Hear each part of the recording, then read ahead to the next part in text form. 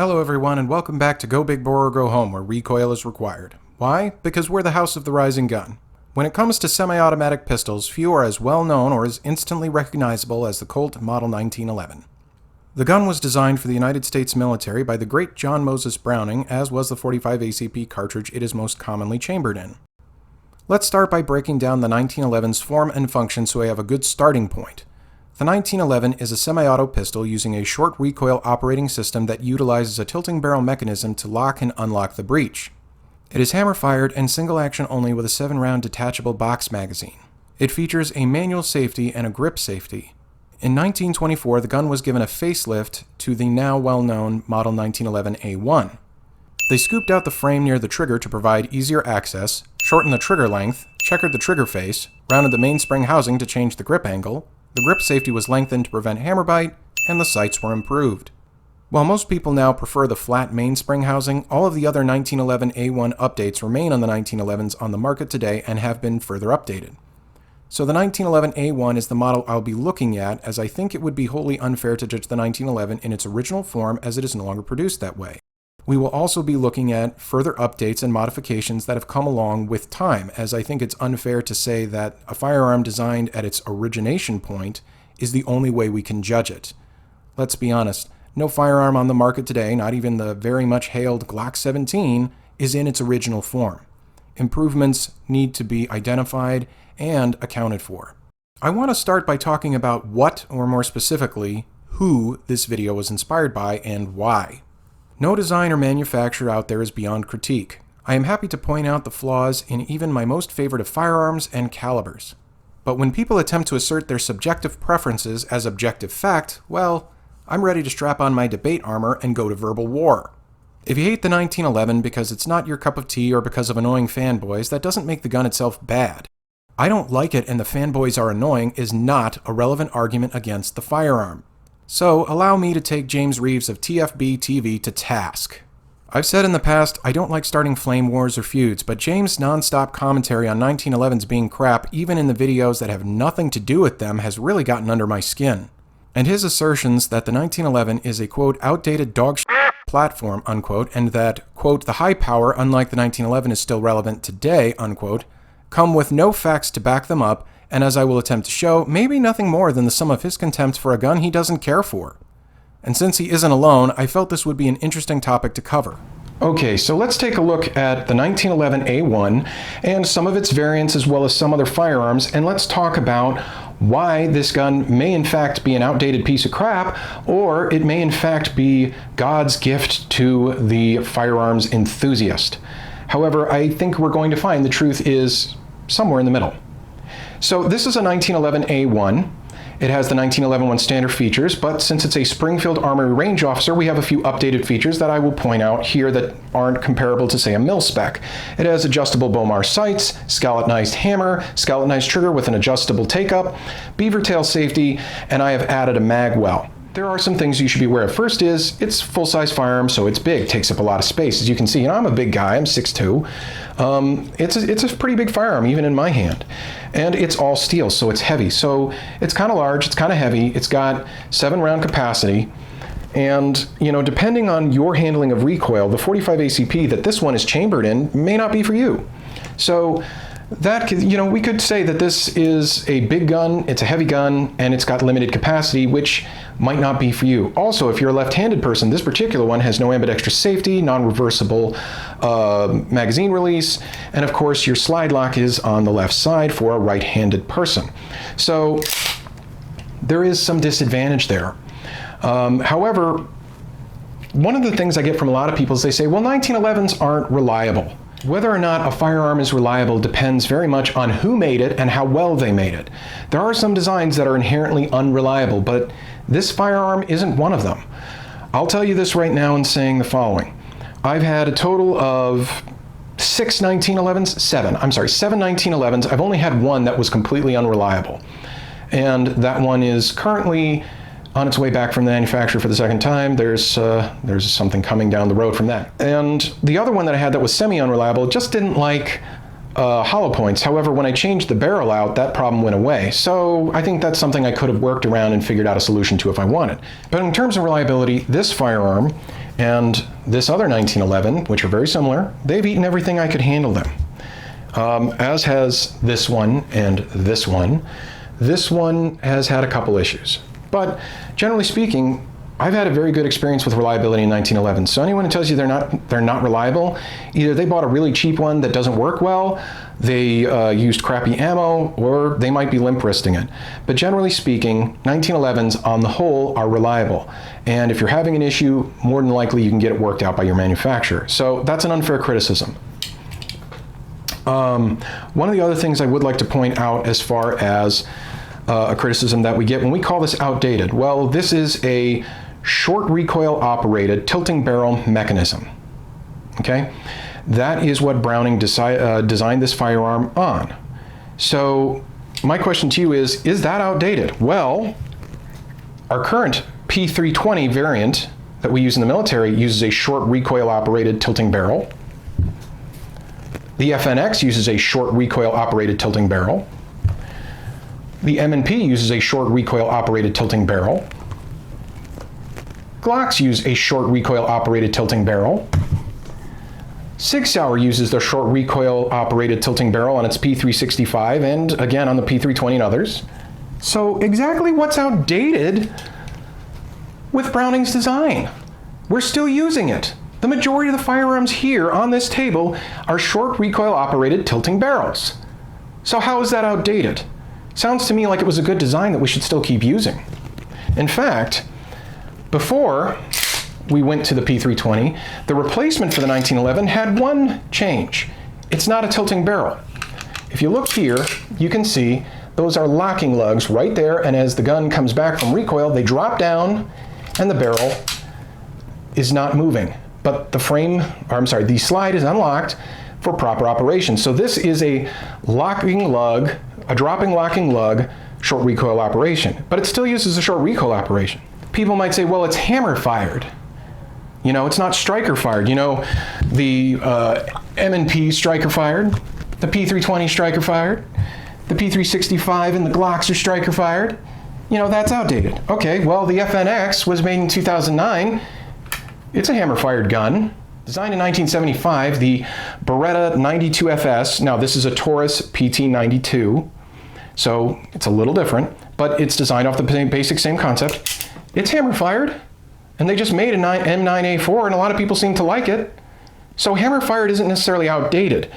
It's not modern, I will give it that, because this can still catch on things, and people complain about this. Even I have to admit, I do like striker fired guns. They're nice, but they're not totally the only way to go, and hammer fired is still relevant.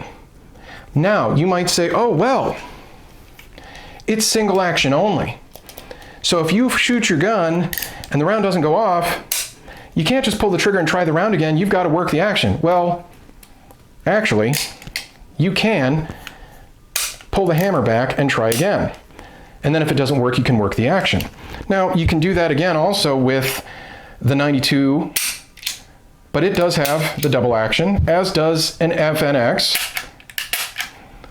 So those do have an advantage with the double action. But the striker fired guns, you know, if you fire these and nothing happens, you've got to at least work your action again to recock them. So this actually has a downside because it has no hammer. But if something goes wrong, you can't just pull the trigger again with a double action or work the hammer. You've got to work the action. So I don't see how that's necessarily a downside either. It is less modern. Again, this isn't as modern, but it's not outdated or irrelevant in that respect. Now, people are going to say, but that capacity.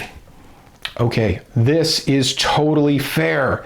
Let's talk about it. The capacity is totally a fair criticism because when we went to the M9, and again, this is a Taurus, but it's a variant, this started out with 15 and I believe now is up to 18 round capacity. The P320, now this is a 40, which carries 14 rounds, but when you go to the 9mm, it's 17 rounds and the extended rounds are 21, or extended mags are 21. So this is fair, you know. You've got 7 rounds. 7 rounds.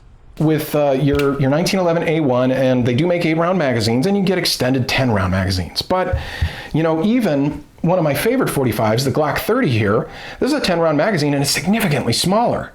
So that is a fair criticism, except they do make double stack 1911s these days. These are by Rock Island Armory. This is a Rock Ultra FSHC in 10mm, and this is a TAC Ultra FSHC in 45 ACP. 14 rounds of 45 ACP, 16 rounds of 10mm. I think we've solved that problem. It's not a problem unless you make it one. So again, if you want a 1911 and you want better capacity, you can definitely do that. Next, let's talk about something else. People might say, well, metal frames like this, these steel frames, even on the Beretta, it gets heavy. Why can't we have something like the P320, which is so much lighter? That's a very relevant concern, because I will admit, whether you're carrying one of these, or carrying one of these, or carrying one of these, that extra steel, that'll weigh you down, okay? There's no question about it.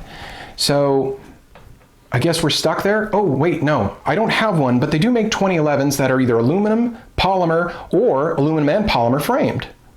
So again, this has been a concern that's been addressed with the 1911, and 2011s have solved that problem. So it's a relevant concern if you specifically have to have this, but if you want this style, this platform, they have solved the problem. Oh, the 45 is old, right? 9mm, yeah, that's the way to go. Well, the 45 was designed in 1905, 4 years after the 9mm, which was designed in 1901. So when you say it's outdated, again, by what respect? It's 4 years newer, all right? And the 9mm, now it does have an advantage in that it's a lighter round and you can carry more. So on a 1911 that's, say, double stack like this Rock Island Armory, you can get it in 9mm and it'll carry 17 rounds with their standard magazine. And it's going to be lighter because instead of carrying a minimum of 185 grain bullets, you're going to be carrying a minimum of 115 grain bullets. And that is an advantage. More rounds, less weight, that's nice. But you are going to lose power. Now, whether or not that's worth it is not an argument I'm going to have here. This is entirely up to you. And I will say recoil versus power is always dependent upon the individual. For me, the 45 ACP is completely controllable. For someone like my wife, Ashley, it isn't. So the 9mm definitely makes more sense. But this is more of a preferential thing than saying it's outdated. Something like this, that's in 10mm. That was made in 1983. It's got more power, better accuracy, and better distance and penetration than the 45 and the 9. So you're just going to have to deal with more recoil. Better capacity than the 45, less capacity than the 9. So again, if you want to go more modern, you can do that. And they do make these in 40 Smith & Wesson that carries 16 and 40 Smith & Wesson. So again, that was made in 1990. If it's not modern enough, there are options. Again, problem solved. These firearms have been chambered in everything over the years. 38 Super, 9mm, 40 Smith & Wesson, 10mm, 45 ACP. They've been chambered in 380, 22 long rifle, 9 by 25mm Dillon, 9 by 23 Winchester, 357 SIG. Seriously, the caliber issue is not an issue unless you're literally only going to compare everything else to this, and that is very selective and rigging the deck. So again, there are legitimate criticisms of the 1911. When you go with something that's a little more modern, it's going to be lighter, it's going to have better capacity typically. The reason you'd choose this, or maybe this is my defense weapon, over something like this, or this, or this, really comes down to preference and what you shoot well with. If these things didn't work, if these were outdated and, as James coined them, dog shit, which notice he didn't say why they are that, they wouldn't be getting produced over 100 years later. And I'd like to point out that the competition for the US military at the time was a gun by Savage, which almost no one has ever even heard of, and the DMW Luger, which has not been produced since what, 1930 something? I think it was 1937 because the P38 from Walther replaced it. Those guns have gone the way of the dodo, but the Browning design still stands. And as I showed earlier, almost everything on this table uses the same Browning mechanism. And if I may point out that there's a reason why. So here's something that doesn't use the Browning mechanism. It uses modern technology. Now I say that loosely because this firearm was designed in the late 70s, early 80s, and was originally released in 83. But unlike the short recoil operation tilting barrel locking mechanism, this has a long stroke gas piston operation with a rotating bolt locking mechanism. But this gun is not known for reliability. It is not practical. And the reason we don't use this is it's a very expensive mechanism to make work right. And for folks who don't want to use the tilting barrel mechanism, they use a rotating barrel. They use the locking lugs as we saw in the 92FS, sorry. So newer isn't always better. There are some other firearms out there that use different mechanisms, like the Lago Alien, which just came out in the last few years. And I believe that is a gas-delayed blowback operation. While the traditional 1911s don't have the modern features like an accessory rail, a red dot, or front cocking serrations, or ambidextrous stuff, that is something that, again, has been overcome by what model you choose. Again, this is my Rock Island Armory TAC Ultra FSHC and 45 ACP. I've got front cocking serrations, I've got a light rail or an accessory rail, I got ambidextrous safety, I've got double stack magazine. The only thing missing is a red dot.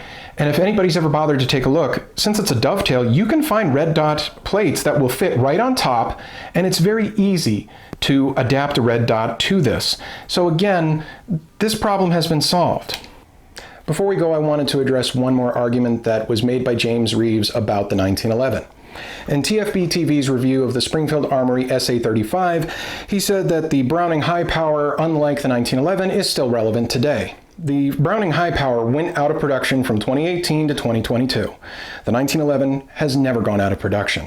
In 2021 is when we saw some new variants with the SA-35 and with the, I think it's called the MC-35 from Gerson, which both are reproductions of the the FN High Power.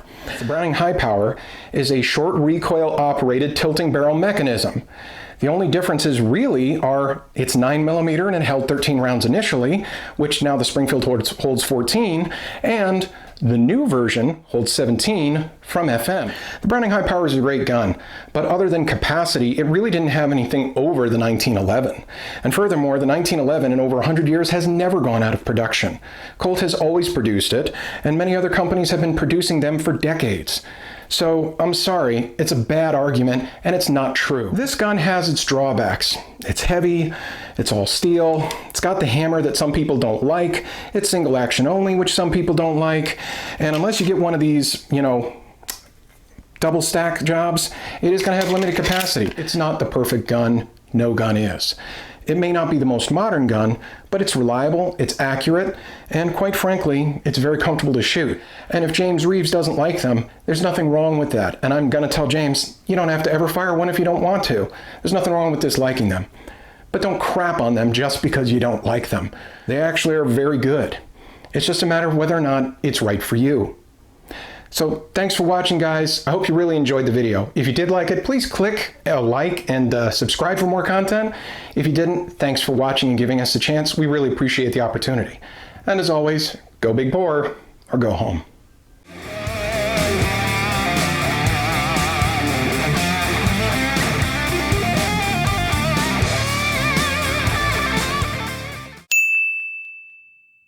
It is hammer fired and single action only with a 7-round detachable.